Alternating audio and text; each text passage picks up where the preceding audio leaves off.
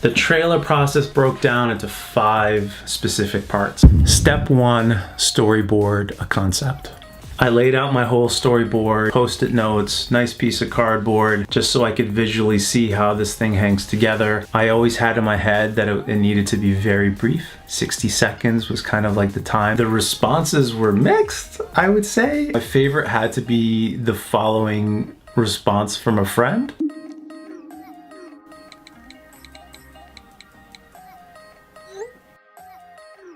Hey dude, overall the concept's pretty cool. Didn't realize you were into hallucinogenic substances, because that's a pretty wild idea. I'm sure it'll be cool. Yeah.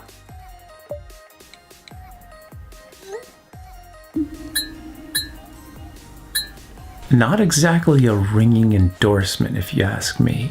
Number 2.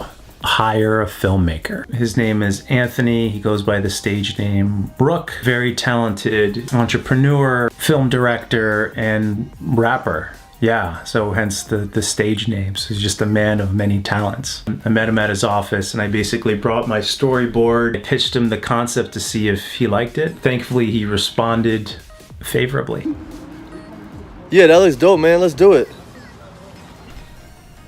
I was over the moon excited because this was my first piece of validation that it was a cool concept now that I had it a little bit better articulated. It was also important to me that the filmmaker actually be into the idea. This is a passion project for me, right? I wasn't looking for this to be transactional. I was looking to have fun with whoever the filmmaker was going to be. I think we managed to do that, so it was kind of a mutually beneficial thing.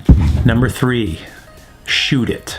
Shooting sequence actually broke down to 3 very specific locations. One was in New York, the other was in Connecticut, and the last one was in New Jersey. New York was by far the most complicated part of the shoot because it required the most number of people. My dear friend James Lambden, who is the founder of Analog Shift, which is just this incredible vintage watch shop. They also do modern, but it's primarily vintage in Manhattan. And he has this gorgeous space, and over drinks, he actually offered to lend me the spot to shoot the scene that I needed to shoot. The guy literally saved me thousands of dollars, and I was just very grateful to him. For those of you that have not been to his space, check it out. I mean, if you're watching this, chances are you're into watches. If you're in Manhattan or you're visiting Manhattan, check out this space because it's just awesome. If you're not into watches and you're looking to learn, he'll pour you a glass of scotch and you guys will chat there, and before you leave, I guarantee you're gonna wanna buy a watch. Do yourself a favor and go check him out. The New York scene had about,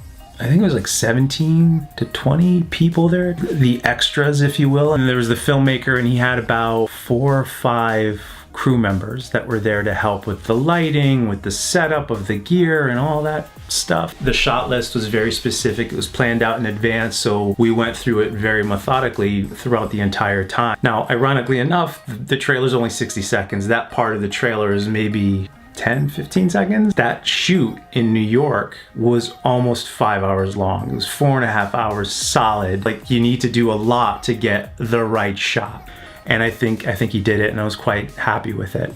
The second scene was not a difficult scene to shoot. It was actually at a pier in Connecticut. The hardest part was just getting up early enough to get there before other people got there. So it had to be during the perfect lighting conditions, the perfect weather, and I had to be able to wake up my son. And that was by far the most difficult part. You know, waking up a 2-year-old or earlier than they want to get up is no small feat, and that was challenging. But he was a trooper about it, and he did fantastic.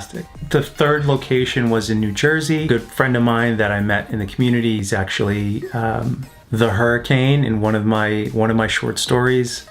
You'll get it if you read it, and has an absolutely gorgeous Ferrari. I asked him if I could use it in the shoot, and he was very generous enough to allow me to kind of get it in there, and I think it came out great. So it was basically those 3 locations, and it all took place over 3 weeks. But the planning took several weeks of kind of figuring out logistics and getting people lined up. So that was probably the hardest part. Number 4, chop it and score it. The editing process was fairly straightforward. We had a lot of content to work with, and it was just a progressive process of kind of cutting out the fat, focusing in on the best bits to really help shape the story. Simultaneously, the director had me meet with his sound guy to help score a track for the trailer. And that was a very cool process. The guy's name is Dan. I'll make sure to put his information in the description. I think he goes by Danimal Lecter. And I went to his studio and I kind of laid out songs and tracks and beats that I like personally. Then I shared my thoughts on what might make sense for the actual trailer. And we sat down, we brainstormed, he shared some tracks, some ideas, some samples. And before you know it, he had this fantastic beat that just ended up being just perfect for the trailer. So he then shared the beats with Anthony. Anthony then weaved it into the story of the trailer, and then voila, we now have, you know, an originally scored track for the book trailer. Number 5, share it. I launched it on my Instagram feed. I had some very generous friends in the community that offered to launch it on theirs. I just timed it to kind of coincide with the release of pre-orders for the book, and timing worked out. Quite proud of the finished product. There you have it. Those are the 5 steps that we took to make this trailer happen. I hope you liked it. If you haven't seen the trailer, it's ridiculous. You need to watch the trailer, especially if you're watching a behind the scenes on it. If you have seen it, presumably you bought the book. If you haven't bought the book, buy the damn book. Please, I think you'll appreciate it. If you come this far, then just go a little bit further, and I think you'll be happy that you did. Thank you for stopping by. I'll catch you next time.